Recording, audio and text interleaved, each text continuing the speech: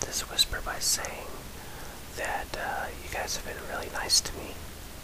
I've got some really nice, flattering comments in private and public responses, and I very much appreciate that.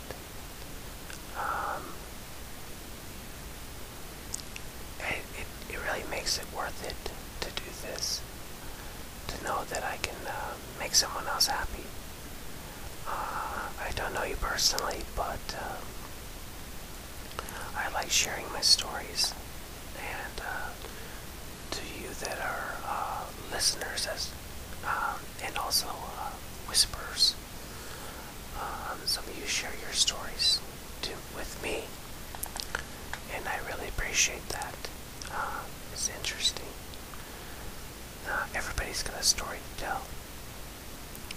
Even in just the comments that I get, I can learn a little bit about you, and it's great.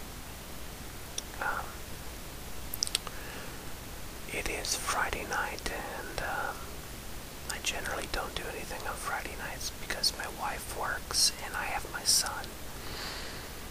Saturdays I sometimes go out with my friends. Like I've said before, though, most of my friends don't live in my town anymore. The closest ones are about 30 miles away, and the furthest away are over 100. So I don't get with friends every weekend, but probably generally I usually hang out with someone at least once a month. Unfortunately, I have to listen to someone else partying.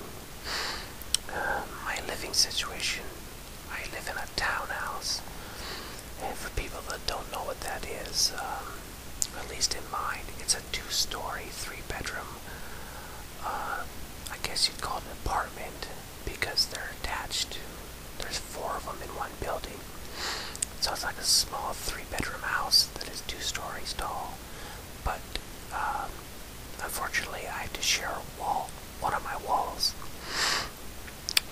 with a neighbor that likes to get somewhat rowdy on Friday nights. And the strange thing about this is that he's actually an art teacher at the middle school. And to hear him getting like this with his friends, first of all, I don't find it real courteous, but I'm trying to get along because I don't hear him at all during the week, so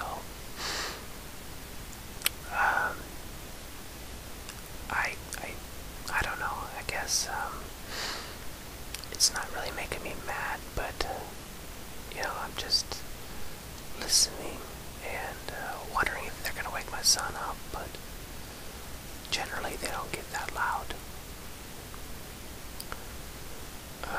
Okay, now I hear them outside. Anyway, moving on, this is supposed to be relaxing. I've been doing a lot of projects on the computer lately.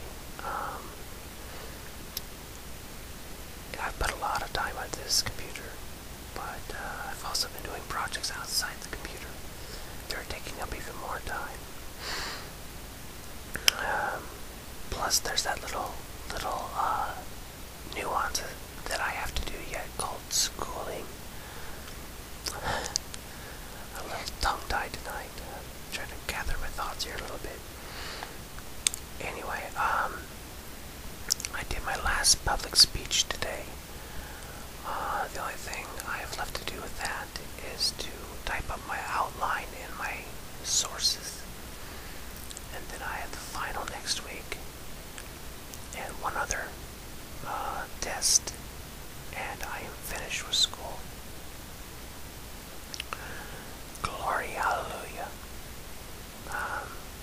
I've been in school for almost 4 years, and definitely ready to be done with that and move on.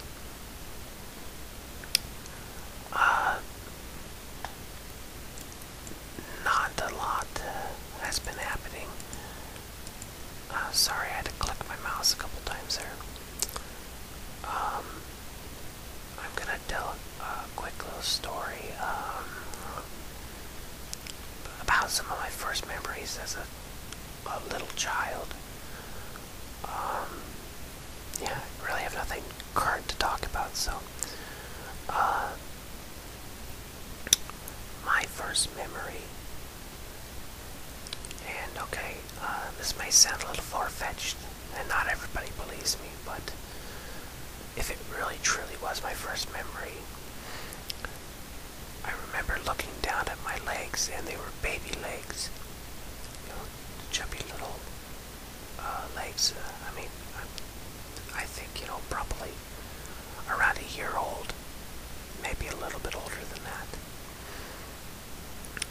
I'm 75% convinced that it's a real memory, and not just a dream or something else that got distorted through the years. Most people don't believe me, like I said, but it seems pretty real. But if that wasn't real, my first memory that I know was real, I was 3 years old, and I was watching my dad put up sheetrock in our house. And so, one of my few memories when my parents were still married that were good memories. My dad has been an alcoholic. Well, you're always an alcoholic, but he's been an alcoholic since my birth. He's in his 50s now, and he's quit drinking, but he's also done that before, so I'm hoping that he succeeds this time, because he's not real healthy. But anyway,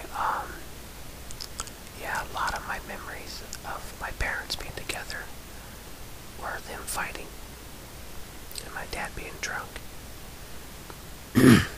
Excuse me.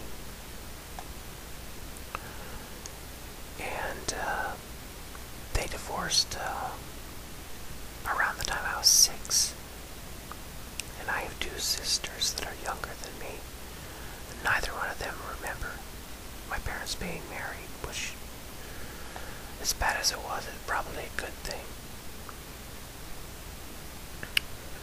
But yeah, in a weird twist of things, when my parents divorced, my mother got custody of me, and initially my dad got custody of my sisters. And then a couple years later, the sister that's closest to my age, the middle child, she came to live with my mother, and then they got joint custody after that. But my youngest sister was raised by my dad.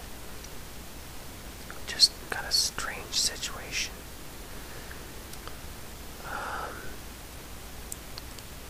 But when my mom and dad divorced, my mom almost immediately got with someone else. And he owned a farm. And from the time I was about 7 to about 9, we lived on the farm until my mom and this man divorced. But they are some of the best memories I ever had living on that farm as a child. All the different farm animals. I can remember they had I don't know what the actual term is, but it was a small barn for the sows that had piglets. They had to be removed from the main pen and barn area because other pigs would kill and or eat the babies. So they had their own little stalls. And when the piglets got a little bit bigger, they would run in packs, kind of like wild dogs or something. And they would run around the farm, so if they didn't get them early enough and put them in the pen, they would be basically wild pigs. And these are pigs that probably weigh about 20 pounds apiece. Well, maybe more than that, 30 pounds maybe. I remember one Halloween. I'm sorry, my throat's dry. I can remember one Halloween, jack-o'-lanterns out, and the little pack of pigs came up there and knocked them down, tore them up, and ate them. Ate our jack-o'-lanterns. So I wasn't real happy that year. But we also had horses. Some that you could ride, some that were like ponies that were too small to ride. We had goats. The farm was a part of a bigger. The family had several farms that they farmed together. So some of the larger livestock was my stepdad's his brothers and his father's livestock, like cattle and most of the hogs. But yeah, we had dogs out there. I had rabbits. It was a really fun time to be a kid and a good place to be. And as a matter of fact, not too long before I started these whispers, I went back out to that farm, which is only about a county away from here. And it's pretty much just decimated. Most of the buildings are still there, but they're pretty much falling down. The house is still there, but the windows are pretty much gone, and it's basically a derelict skeleton. And I look for signs of when I would live there, but of course we're talking almost 30 years ago. I think a couple people lived there since, but the house has been pretty much empty since the early 90s. And unfortunately I couldn't find anything besides the structures themselves that I could tie directly to myself. I don't know if I expected to find a toy or something, but I guess it's kind of true what they say, that you can't go home again. But I know it was only my home for 2 years, but yeah, it was interesting to see it again, but at the same time it was kind of sad. So I think that if I haven't depressed you too much, talking about being angry with my neighbors and then sad memories and whatnot, thank you for listening.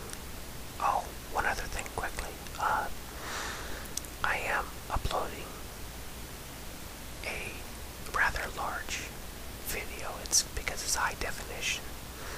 It's not real long. It's maybe 7 minutes long, but it's HD, so it's taken me like an hour and a half to upload it. I'm just trying to show a few videos of the wildlife that's in my yard, in my backyard. And my backyard's pretty small, and I'm in town, yet there's so much wildlife. But if you haven't watched that video yet, I do whisper a little bit in the squirrel video. Not very much, but just maybe a minute or two. But it's primarily just an animal video. Okay, I think I've rambled on long enough tonight. For not really having anything to talk about, I sure did a lot of talking. But as always, I appreciate each and every one of you, and still welcome the comments. So until next time, have a great night. I'll talk to you soon.